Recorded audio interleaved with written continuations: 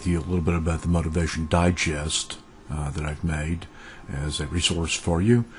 I think that you'll find that it pretty much speaks for itself, but I want to point out and maybe illustrate a couple of areas, and perhaps that will be helpful for you. We really think about motivation as part of an ingredient in performance. That's why we're interested in it. We're interested in this particular little equation here, that performance, which is something that is instrumental at the workplace. I mean, this is the outcome of importance in managing people. Number one. Anyway, performance isn't just predicted by someone's ability, but it's predicted by their can do, but also by their will do. I mean, will they do the thing? Are they motivated? And so performance is thought of as an equation that's made up of ability times the person's motivation. And as I say here, motivation is not simple, and so you need a toolbox, you need a contingency approach, you need multiple possible tactics that you can use. We've been often focused on individual differences, and those differences point out how critical it is to be able to have more than one hammer to try to do this project. If you only have one hammer, you're going to be using it all the time. I don't know of a hammer that works on all people or even most people. So we need a toolbox, we need a screwdriver, a wrench, we need multiple different tools we could use, if needed, to help increase the motivation level of our people.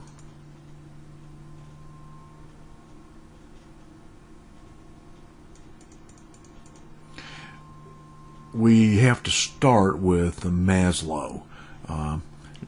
This is the most well-known psychological model in America, and it is one of the needs theories of motivation, that people have needs and that they're satisfying their needs as they do things, and therefore motivation equals satisfying their needs. People are not going to, starting here at the lower level, people are not going to move up this hierarchy, as Maslow calls his, until they satisfy the lower order needs. So physiological needs get satisfied, then you move to security needs.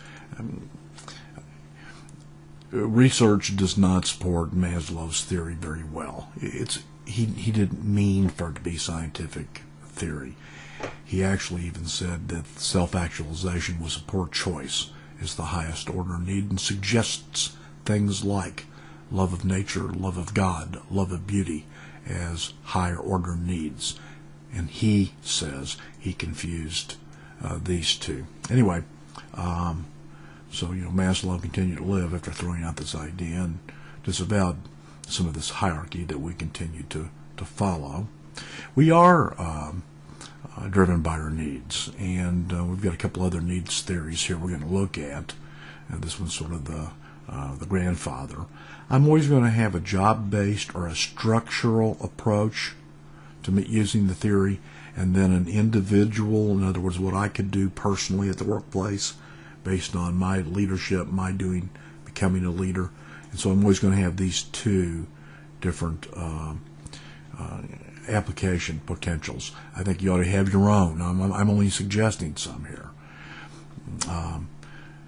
And I'm really going to move on to another need-based theory, two on this next page, and that's Alderfer's ERG theory. Alderfer's ERG, standing for existence needs, relatedness needs, and growth needs. Alderfer was dissatisfied that Maslow's theory wasn't getting research support, and part of the problem was that people don't differentiate practically between 5 levels of needs, but they do seem to differentiate perhaps between 3, or even, here's kind of the bottom line, between 2 levels, that there's higher order, more abstract or growth needs, and then lower order, staying alive, making it day-to-day needs, and that people are focused on those two, and those are meaningful to them in their life. The implications for managers from a job-based or structural approach is that we could emphasize duties that will help people to grow or to relate to others, to satisfy these higher order needs in particular. And from an individual standpoint or a leadership-based approach, we could emphasize directly to that individual how she or he isn't just a number, but is rather an asset or a resource who's developing and growing, and that's important to the organization. You can make other applications. We have one more need-based theory in this summary, and that's McClelland's learned needs. He focuses on needs of a different type. People are changed and created in their thinking by things that occur to them, of course. So they learn their needs. They're not just given to everyone, but according to McClelland, they have differences between people. And